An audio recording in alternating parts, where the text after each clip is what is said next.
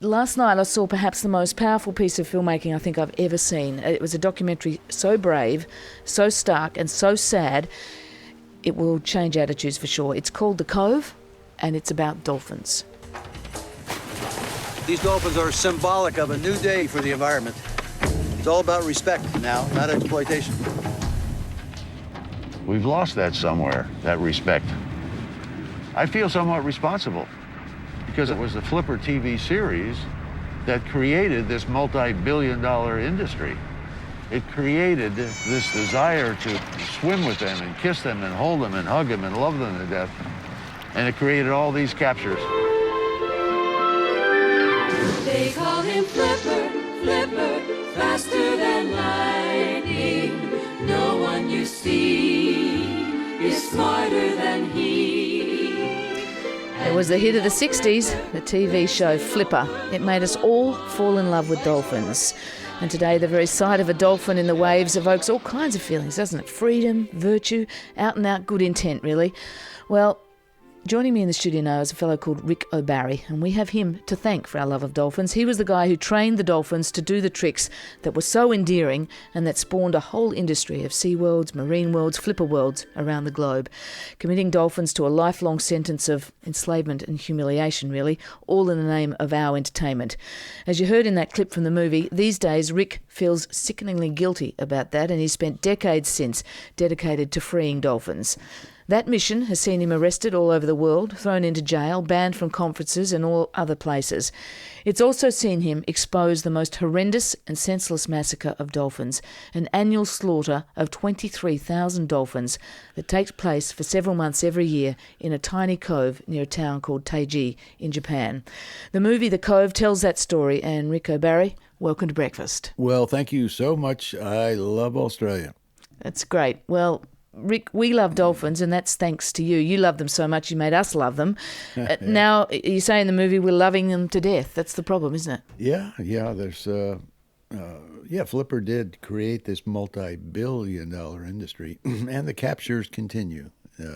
Largest captures going on right now in 17 days from now, September 1st in Taiji, and I will be there on the ground, hoping to stop it. Tell us about this, because the movie called The Cove, it's a hell of a movie. It's a drama, it's a mystery, it's a murder, it's an environmental doco all rolled into one. What is going on at The Cove? This, first of all, it's a very, very beautiful town called Taiji. And the reason I'm here is because Taiji has a sister city called Broome. And so we've started this Twisted Sister campaign trying to get town of Broome to get involved and help us stop this dolphin slaughter. It is the largest slaughter of dolphins in the world.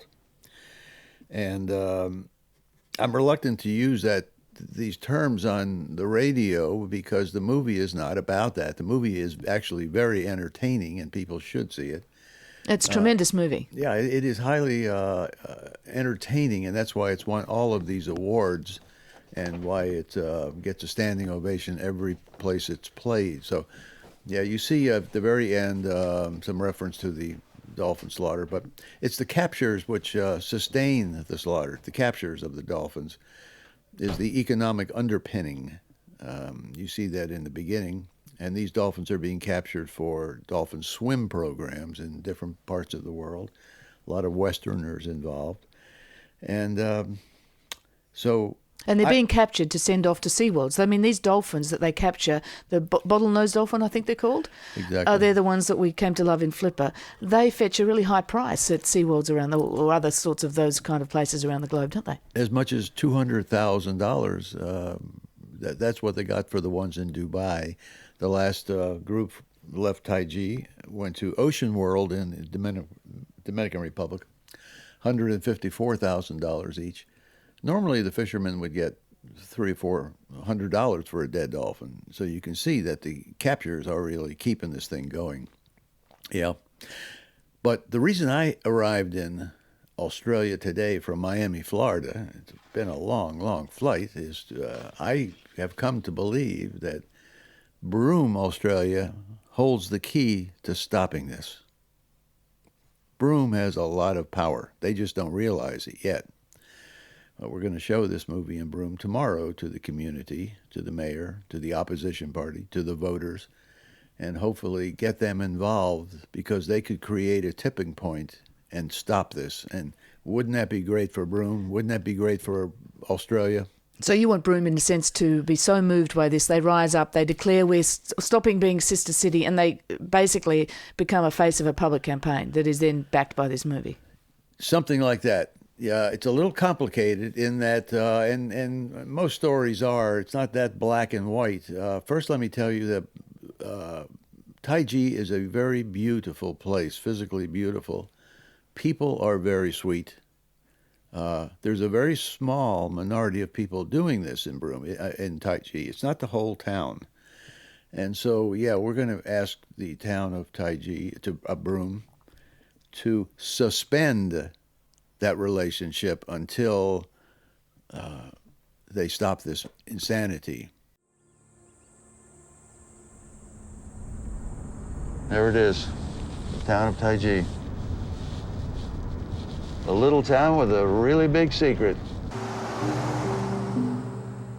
It's funny driving into Taiji. It's kind of like the Twilight Zone. It's so bizarre because if you didn't know what's going on over here, you would think this is a town that loves dolphins and whales.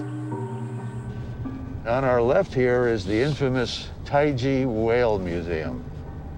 And I really, really hate this place. The point in the film, and I won't sort of give it all away, but it is chilling. There's a lot of intrigue here. There's a small group of fishermen who, basically tag your team, try and stop you filming what you've eventually filmed and capture so chillingly on film. At one point you think, is this guy paranoid? But then you realise they really are muscling up to you guys and trying to stop this. The fact is, the rest of Japan doesn't know this is going on. No one much knows this is going on, but now everyone will. Yeah, and there are people who live around Taiji who don't know. Right next door, I live in Kikatsura and Shingu and places like that. I sleep up in the mountains, and I can't actually spend... when I go into Taiji, I go 3 o'clock in the morning in disguise, and they told me they would kill me if they could catch me. And the only reason they haven't killed me so far is it would draw a lot of attention to the town, and that's what they don't want. And you saying that, you're not being a tad paranoid. I mean, this is... Oh, no, they told me that. I mean, I have it documented. It is. We catch you, we'll kill you. They kill every day. I mean, these guys kill every day. They've been doing it for a long, long time. So I believe them, yeah. Now we're approaching the area that's most important. That's a dolphin's worst nightmare, right there. Hundreds of thousands of dolphins have died there. You'll see the signs, keep out, danger. There are fishermen walking around these hills with knives. This is a national park. The fishermen told me, they said if the world finds out what goes on here, we'll be shut down. Can you imagine that? They actually told us that. There's an enormous number of messages in this movie. There's also pretty strong condemnation made of the International Whaling Commission, the IWC, and a former Environment Minister from Australia, Ian Campbell, plays a role in that. He's very, very critical of the IWC. There's also the story about dolphin meat and the high levels of mercury and what that has been doing to school children in Japan. There's enormous implications from this film. Lots of Australians in this film. Lots of Australians. Ian Campbell is somebody that Australia can be very, very proud of.